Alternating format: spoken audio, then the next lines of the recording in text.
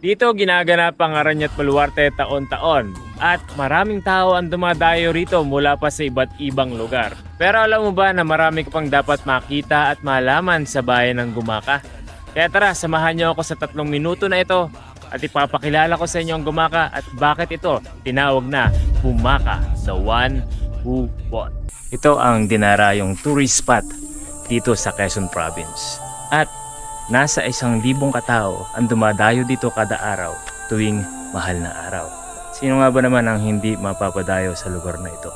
Sa ganda at tarik ng lugar na ito, medyo nakakatakot pero worth it naman yung pagpunta rito. Dito mismo, sa baba nito, matatagpuan ang Bosque Cave.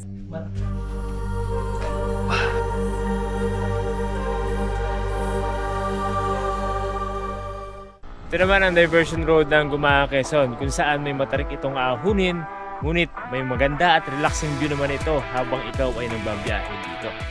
Ito naman ang sikat na simbahan dito sa Quezon Province. Ito ay sikat dahil kilala ito sa pagpapagaling ng may mga sakit. Doon nga sa loob mismo ng simbahan, ito ay meron doon mga saklay na iniwan na doon dahil gumaling na yung may mga sakit. Ito ang Shrine of San Vicente Ferrer dito sa Gumaka, Quezon, Barangay San Vicente. At kung magagawi ka naman dito sa bayan ng Gumaka, ito yung bagong attraction dito. Ito naman yung lighthouse. Ito yung original na helicopter na inilagay dito upang maging attraction. At katabi nito ay yung skate park na ginawa ng municipality ng Gumaka upang mas ma-encourage at mas mapalago pa ang skater community. Kung tatawid ka lang ng ilog, makikita mo naman yung Kastilyo, isang historical landmark na itinayo pa noong panahon ng mga Kastila.